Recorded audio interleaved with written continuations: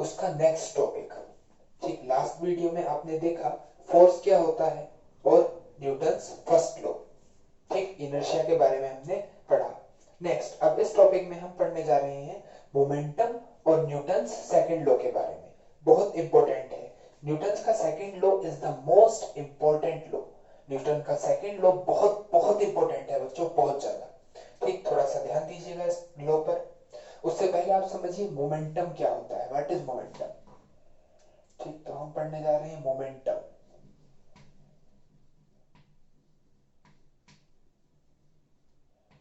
Momentum, अब momentum समझने से पहले मैं आपको थोड़ा सा एक्सप्लेनेशन देना चाहता हूँ। न्यूटन्स फर्स्ट लॉ में हमने देखा कि अगर कोई बॉडी रेस्ट में है तो वो रेस्ट में रहेगी जब तक कोई एक्सटर्नल फोर्स ना लगे।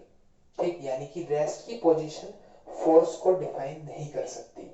सेकंड, हमने देखा कि कोई बॉडी अगर कांस्टेंट वेलोसिटी के साथ मूव कर रही है, यूनिफॉर्म मोशन के साथ मूव कर रही है, तो भी वो उसी मोशन के साथ मूव करती रहेगी जब तक उस पर कोई एक्सटर्नल फोर्स ना लगे। इट मींस कि फोर्स को ना तो कांस्टेंट वेलोसिटी डिफाइन कर पा रही है और ना ही एक स्टेशनरी ऑब्जेक्ट। तो फोर्स क्या है?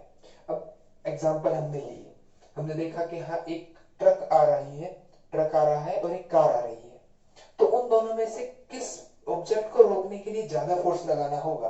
तो मैंने देखा कि एक ट्रक को रोकने के लिए ज्यादा फोर्स लगाना पड़ रहा है एज कंपेयर टू एक कार। इट मींस जिस ऑब्जेक्ट का मास जितना ज्यादा है उस ऑब्जेक्ट को रोकने के लिए उतनी ही ज्यादा फोर्स लगानी पड़ रही है। सेकंड कंडीशन, अगर मैं स्पीड बढ़ा दूं, अगर वो कार बहुत तेज आ रही है और ट्रक स्लो आ रहा था, तो मे बी फोर्स उस कार पर ज्यादा लगाना पड़े। इट मींस जो ऑब्जेक्ट ज्यादा तेज वेलोसिटी के साथ मूव कर रहा है उसको रोकने के लिए ज्यादा फोर्स की जरूरत है as compare to object moving with a slow speed. तो मैं कह सकता हूं कि अगर ये दो क्वांटिटी ऐसी हैं, एक मास और एक वेलोसिटी, जिन दो क्वांटिटीज पर फोर्स डिपेंड कर रहा है, फोर्स डिफाइन हो रहा है। ठीक, एक जिस ऑब्जेक्ट के अंदर मास ज्यादा है उस पर ज्यादा फोर्स लग रही है या वो ज्यादा फोर्स लगा रहा है। सेकंड, जिस ऑब्जेक्ट की वेलोसिटी ज्यादा है उस पर फोर्स ज्यादा लगेगी या वो किसी दूसरे ऑब्जेक्ट पर फोर्स ज्यादा लगाएगा। क्लियर? तो मैं इस कंक्लूजन पे पहुंचा कि फोर्स, मास और वेलोसिटी दो क्वांटिटी से डिफाइन हो पा रहा है, तो उसके लिए हमने एक नई क्वांटिटी बनाई मोमेंटम। इन दोनों की प्रोडक्ट को हम मोमेंटम बोलते हैं। ठीक, the product of mass and velocity is known as momentum. It is denoted by p। Small p से मोमेंटम को डिनोट किया जाता है। मोमेंटम का फॉर्मूला मास और वेलोसिटी की प्रोडक्ट, यही इसकी डेफिनेशन है बच्चों और यही इसका फॉर्मूला है। ठीक, तो momentum equals to mass into velocity. ये एक वेक्टर क्वांटिटी है, it is a vector quantity.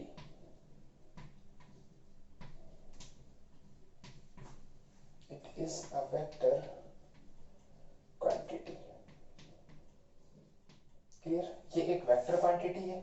और अगर मैं इसकी यूनिट की बात करूं तो बच्चों आप सभी को पता है मास की जो यूनिट है वो केजी है और वेलोसिटी की SI unit metre per second है। तो मोमेंटम की जो यूनिट है वो क्या होगी? KG metre per second. ठीक, मोमेंटम की अगर आप डेफिनेशन लिखना चाहें तो आप कह सकते हैं द प्रोडक्ट ऑफ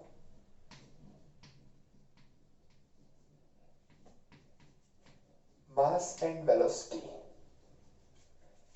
मास और वेलोसिटी की प्रोडक्ट, उसको हम मोमेंटम बोलते हैं। ठीक, ये एक वेक्टर क्वांटिटी है, p से इसको नोट किया जाता है, मास इनटू वेलोसिटी इसका फॉर्मूला है और इसकी unit KG metre per second है। क्लियर? तो मोमेंटम आपको अच्छे से क्लियर हो गया होगा। चलिए नेक्स्ट,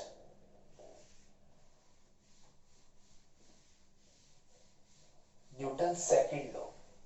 बहुत ध्यान से समझिएगा, ये ही रियल लॉ है, न्यूटन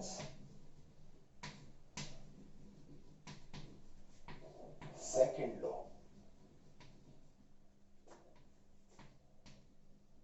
तो न्यूटन का सेकंड लॉ बच्चों हम यहाँ पढ़ने जा रहे हैं, तो ध्यान दीजिए। It states that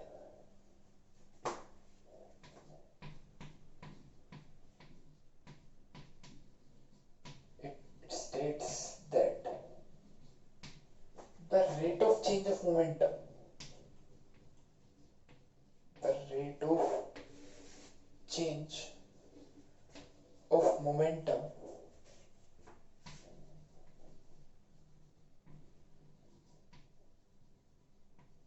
with respect to time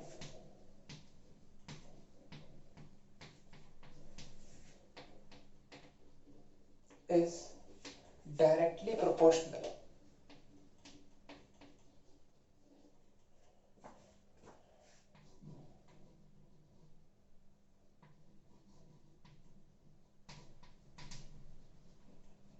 to the force। कि किसी बॉडी का मोमेंटम के चेंज होने का रेट टाइम के रेस्पेक्ट में वो फोर्स कहलाता है। मतलब कि कोई बॉडी किस स्पीड के साथ अपना मोमेंटम चेंज कर रही है टाइम के रेस्पेक्ट में। अगर हम देखें मतलब एक बॉडी ने अपना मोमेंटम मान लीजिए 5 से 10 किया 2 सेकंड में, और दूसरी बॉडी है जिसने अपना मोमेंटम 5 से 10 किया लेकिन उसके उस काम के लिए उसने 10 सेकंड लगा दी। तो मैं कह सकता हूं कि जिस बॉडी ने 2 सेकंड में वो मोमेंटम चेंज किया है उसने ज्यादा फोर्स लगाई है। ठीक, यानी कि जितना ज्यादा मोमेंटम का चेंज कम टाइम में होगा फोर्स उतनी ज्यादा होगी। ठीक, यानी कि force is directly proportional, force directly proportional है चेंज इन मोमेंटम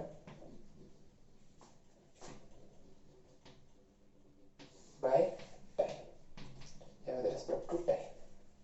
ठीक है बच्चों, अब directly proportional change in momentum, momentum का चेंज, मोमेंटम का फॉर्मूला है mv। मान लीजिए मास इनटू वेलोसिटी, मान लीजिए किसी ऑब्जेक्ट की फाइनल वेलोसिटी mv है, यानी उसकी मोमेंटम बढ़कर इतना हो गया और इनिशियली उसका मोमेंटम इतना था। ठीक, mu और बाय t। तो ये change in momentum with respect to time, किसका formula? Force directly proportional. m अगर हम कॉमन ले लें तो v minus u by t, और बच्चों डायरेक्टली प्रोपोर्शनल अगर मैं हटाऊं तो यहाँ k कांस्टेंट आएगा और v minus u by T आपने फॉर्मूला पढ़ा होगा a का है। ठीक, यहाँ पर k की वैल्यू, यार k की वैल्यू जो है वो 1 है, यानी F equals to ma। Force का जो फॉर्मूला है वो क्या है? Mass into acceleration. Clear? SI unit force की आपने पढ़ी होगी, मैंने पहले वीडियो में बताया था आपको एसआई यूनिट फोर्स की न्यूटन है। और यहां से एक और यूनिट आप निकाल सकते हैं मास, मास की यूनिट केजी और एक्सेलरेशन की unit metre per second square. तो ये एसआई यूनिट है फोर्स की।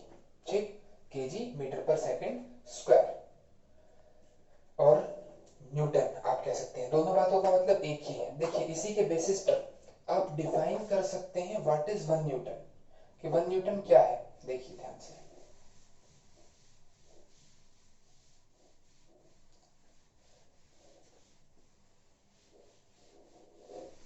मैं अगर डिफाइन करूं, क्वेश्चन आपसे पूछ लूं व्हाट इज 1 न्यूटन या एक्सप्लेन 1 न्यूटन, तो 1 न्यूटन क्या है आपको इस बात को बताना है। तो बच्चों 1 न्यूटन क्या है? देखिए अगर मैं मास 1 केजी लूं,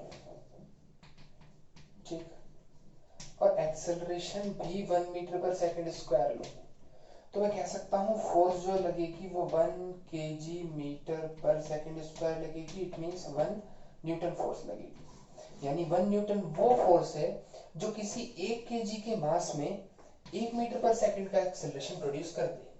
ठीक, क्लियर है बात? 1 Newton is that force which produce acceleration of 1 meter per second square in a body of mass 1 kg। 1 Newton वह फोर्स है जो 1 केजी के मास में 1 मीटर पर सेकंड स्क्वायर का एक्सेलरेशन प्रोड्यूस करती है। क्लियर? तो आपको यहाँ 1 न्यूटन डिफाइन करने को आ सकता है, तो आप लिख देंगे 1 न्यूटन इज दैट फोर्स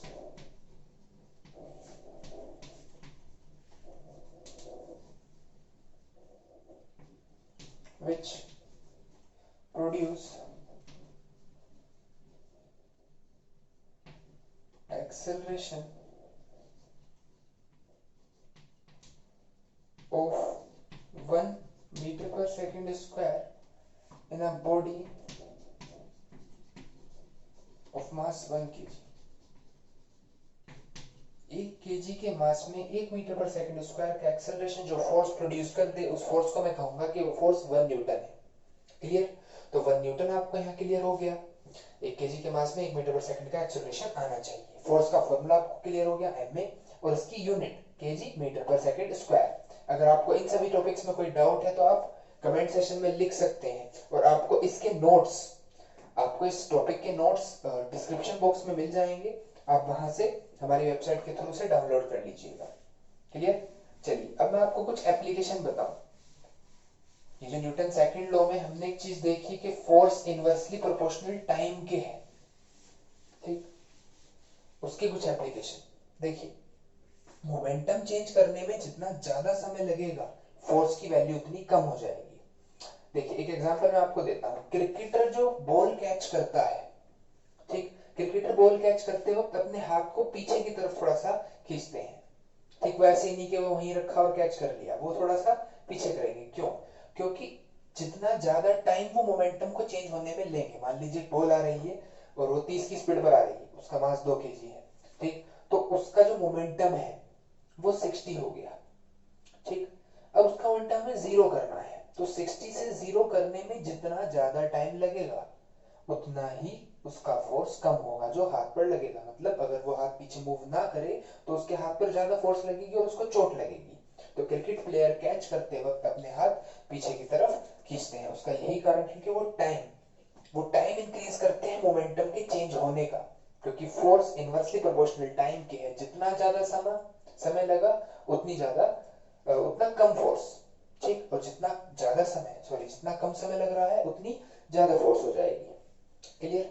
चलिए नेक्स्ट सेकंड एग्जांपल अगर मैं दूं, तो आपने देखा होगा लॉन्ग जंप जो प्लेयर मारते हैं, या फिर ये जो गद्दे वगैरह हैं वो वहां लगाए जाते हैं लॉन्ग जंप, या वहां पे मट्टी वगैरह खोद देते हैं। तो उसका क्या कारण है कि जितना ज्यादा टाइम प्लेयर जंप करता है और जितना ज्यादा टाइम उसका मोमेंटम जीरो होने में लगेगा, अगर वो गद्दे पर कूदता है तो गद्दा उसे नीचे की तरफ ले जाएगा, यानी कि ऐसा नहीं कि टकराते ही उसका मोमेंटम जीरो हो गया, मोमेंटम जीरो होने में टाइम लगा, तो उसके पैरों पर लगने वाली फोर्स अर्थ के द्वारा वो कम हो गई। Clear students? तो एक एग्जांपल ये है। बाकी आपने शॉकर वगैरह देखे होंगे बाइक गाड़ी में या ट्रेन में, बगीज में, तो उसका शॉकर का कारण भी यही है कि एकदम से जो झटका लगता है उसको जीरो करने में, मोमेंटम के चेंज को जीरो करने में, यानी मोमेंटम को जीरो करने में जो टाइम लग रहा है वो शॉकर की मदद से वो टाइम कम हो जा रहा है। और अगर वो टाइम कम हो गया तो फोर्स की वैल्यू ऑटोमेटिकली कम हो जाएगी, यानी हमें जो झटका लगेगा वो कम लगेगा। क्लियर? चलिए कुछ क्वेश्चंस अगर मैं फोर्स के ऊपर देखूं, ये जो फोर्स का फॉर्मूला हमने पढ़ा एम में, ये ड्राइव हुआ है न्यूटन सेकंड लॉ की मदद से। और न्यूटन सेकंड लॉ का स्टेटमेंट क्या है? Rate of change of momentum with respect to time is directly proportional to the applied force। ठीक, एक चीज और याद रखिएगा, this momentum take place in the direction of the force। मतलब मोमेंटम का जो चेंज है वो फोर्स की डायरेक्शन में ही होगा।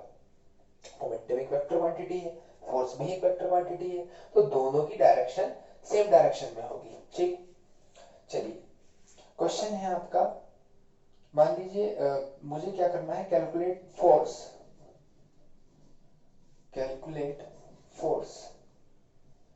if 1 kg mass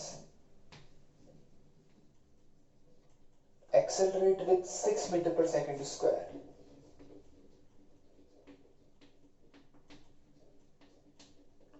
अगर 1 केजी के मास को किसी फोर्स ने 6 मीटर पर सेकंड स्क्वायर पर एक्सेलरेट करा दिया तो वो फोर्स कैलकुलेट करना है। तो आप direct as we know F equals to m में लगा देंगे, mass 1 kg 6 metre per second square x का एक्सेलरेशन यानी कि 6 न्यूटन का फोर्स। तो बिल्कुल सिंपल क्वेश्चन, बहुत सिंपल क्वेश्चन, आपको मास दे दिया, आपको एक्सेलरेशन दे दिया, प्रोडक्ट कीजिए, आप फोर्स निकाल सकते हैं। ठीक, चलिए और थोड़ा सा अच्छा क्वेश्चन लेते हैं, ये काफी ज्यादा इजी क्वेश्चन हो गया। एक क्वेश्चन अगर मैं कंसिडर करूं, इफ अ बाइक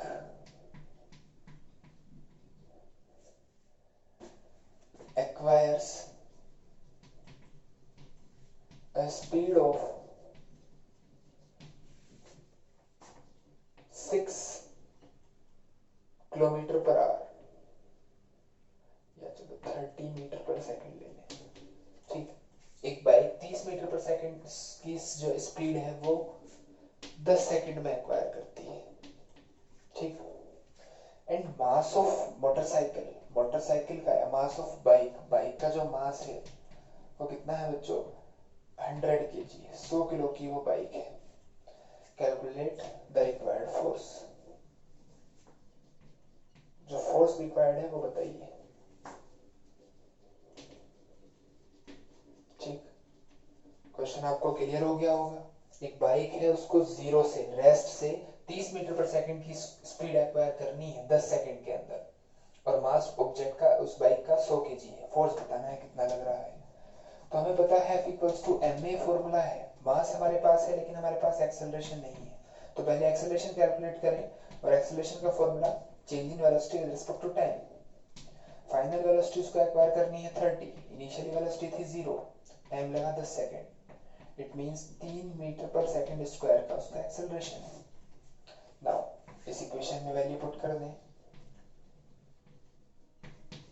तो F इक्वल्स टू ma, मास है 100 किलो और एक्सेलरेशन आया बच्चों 3, तो मैं कह सकता हूं 300 न्यूटन का फोर्स उस बाइक को एक्सेलरेट कराने के लिए चाहिए, ठीक। चलिए इस वीडियो में यहीं तक रखते हैं। अगर आपको वीडियो पसंद आई हो तो आप लाइक करें, शेयर करें, और अगर अभी तक आपने चैनल सब्सक्राइब नहीं किया है तो प्लीज चैनल को सब्सक्राइब करें। Thank you.